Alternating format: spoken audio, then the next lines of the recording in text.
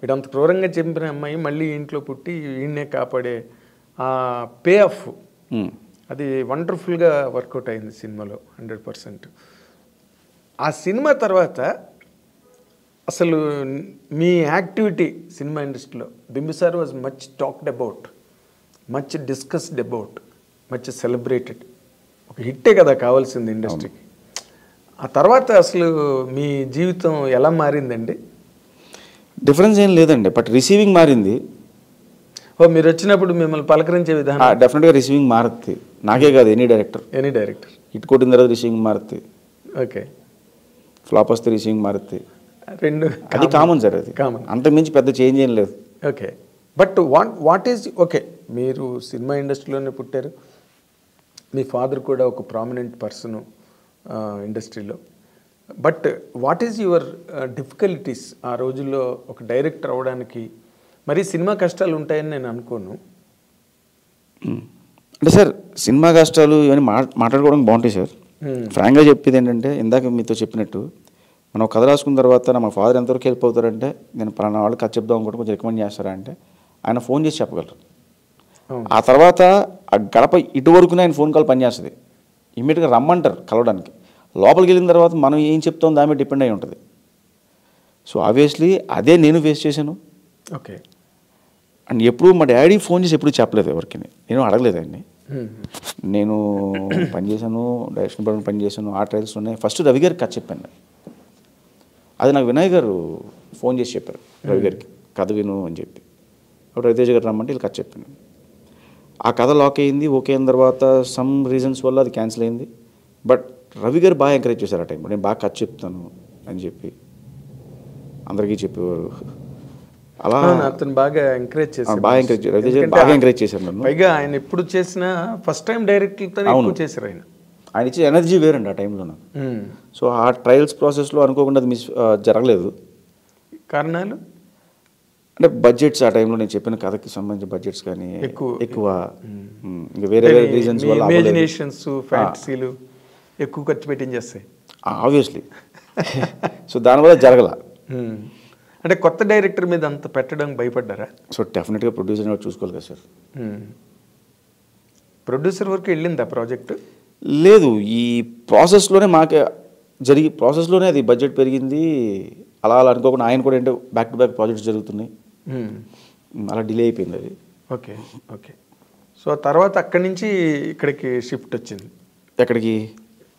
బింబిసార్ క్వార్టర్కి. మధ్యలో ఇంకొకటి స్టార్ట్ అయిందండి.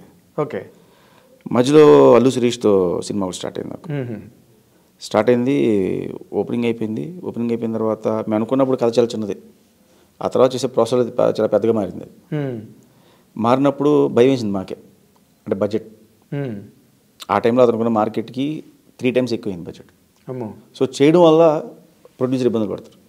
సో అప్పుడు అరవింద్ గారే డైరెక్ట్గా అన్నారు, ఇంత బడ్జెట్ పెరుగుతున్నప్పుడు కరెక్ట్ కాదు ఇది అని చెప్పి అన్నప్పుడు హీరో నేను కూడా అండర్స్టాండింగ్ మీద వచ్చి ఓకే ఇది ఆపేద్దాం, ఎందుకంటే సినిమా బాగున్నా కూడా వర్కౌట్ అవ్వదు, ప్రొడ్యూసర్ వర్కౌట్ అవ్వనప్పుడు చేయడం కరెక్ట్ కాదు కదా అన్నప్పుడు అలా కాల్ ఆఫ్ చేశాను.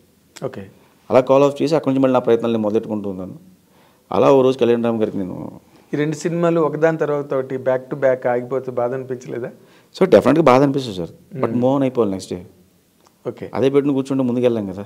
అవును, కరెక్ట్. పాజిటివ్ యాటిట్యూడ్ ఉండాలి. మీరు బాధపడడం వల్ల వాళ్ళు ఏం సినిమా మళ్ళీ స్టార్ట్ చేయరు. ఎందుకు బాధపడడం? ఓకే అయిపోయింది, వాట్ నెక్స్ట్? ఓకే, సో ఇమీడియట్గా కళ్యాణ్ రామ్ గారిని కలిసాను. ఆయనే కథ ఓకే చేశారంటే అసలు ఫస్ట్ ఓకే చేసింది ఆయన కదా. జస్ట్ ఆయనకి మెసేజ్ పెట్టాను నేను, సార్ ఇలా ఒకసారి కలవాలి ఐఎమ్ సో అండ్ సో అంటే ఆయన ఇమీడియట్గా పిలిచారు. అప్పుడు కరెక్ట్గా మహానాయకుడు షూట్ జరుగుతుంది. లొకేషన్కి వెళ్ళినప్పుడు ఏంటమ్మా అంటే ఇలా కథ చెప్పాలి సార్ అంటే ఒక 2 minutes ఐడియాగా చెప్తాను సార్ అన్న. అని చెప్పినప్పుడు చెప్పా, ఒకడు అక్కడ నుంచి ఒక మిర్రర్లో ఇక్కడికి వచ్చేస్తాడు సార్, ఇక్కడికి వచ్చి ఎలా ఇబ్బంది ఫేస్ అయ్యాడు అనేది కథ, ఇది ఐడియా సార్ అన్న. ఆయనకి నచ్చింది. ఆయనకి ఎప్పుడు నుంచో ఆదిత్య 360 చాలా ఇష్టమైన సినిమా అది. సో టైం ట్రావెల్ మీద చేయాలి అనుకున్నారు. నా అదృష్టం కూడా ఆ టైం నేను కరెక్ట్గా అదే చెప్పాను. నేను నచ్చి నెక్స్ట్ డే ఇమ్మీడియట్గా ఆయన పిలిచి కథ విన్నారు.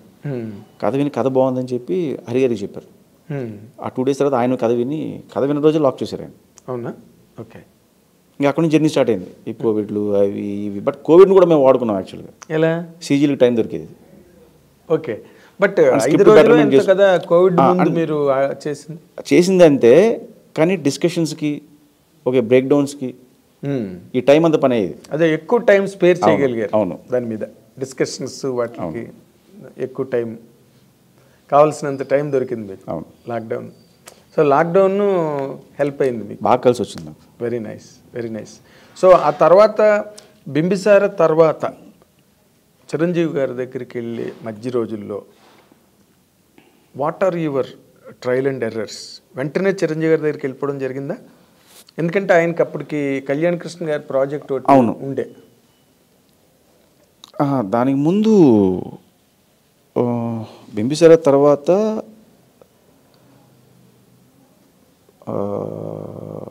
బాలయ్య గారి కోసం కథ అనుకున్నామండి. అనుకుని అప్రోచ్ అయ్యాను.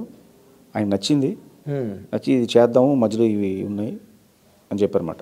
అంటే ఎలక్షన్ తర్వాత మన స్లాట్ ఆ టైంకి వస్తుంది, చేద్దామన్నారు. ఓకే సార్ అన్న తర్వాత మళ్ళీ సార్ అప్పుడు దాకా మనం వేరే ట్రయల్స్ మొదలు పెడతాం కదా. అవును కదా. అలా ఓ పాయింట్ అనుకుని దాన్ని చెప్పే ప్రాసెస్లో విక్కీ నుంచి చరణ్ దగ్గరికి, చరణ్ దగ్గర నుంచి చిరంజీవి గారి దగ్గరికి వచ్చింది. Okay okay. ఇప్పుడు బాలయ్య గారికి చెప్పింది కూడా ఇలాంటి ఫ్యాంటసీ కదేనా? అది వేరే జోనర్ ఆఫ్ ఫిల్మ్ అండి. ఓకే. అంటే ఆయన ఇమేజ్ వైలెన్స్ అదంతా యాక్షన్ ఇమోషను అది వేరే జోనర్ టోటల్గా. ఓకే. ఫ్యాంటసీ కాదు అది. ఫ్యాంటసీయే కానీ కైండ్ ఆఫ్ మ్యాజికల్ ఫిల్మ్ అది కూడా. అది కూడా. సో మీరు ఇలాగేనా మీ కథలన్నీ ఇలాగే ఉంటాయా? ఇలాగే ఆలోచిస్తారా? అంటే ఏం లేదు సార్, మనకుంటూ జోనర్ క్రియేట్ చేసుకుంటే జోనర్లో కంఫర్ట్గా ఉంటాం. కరెక్టే, కరెక్ట్.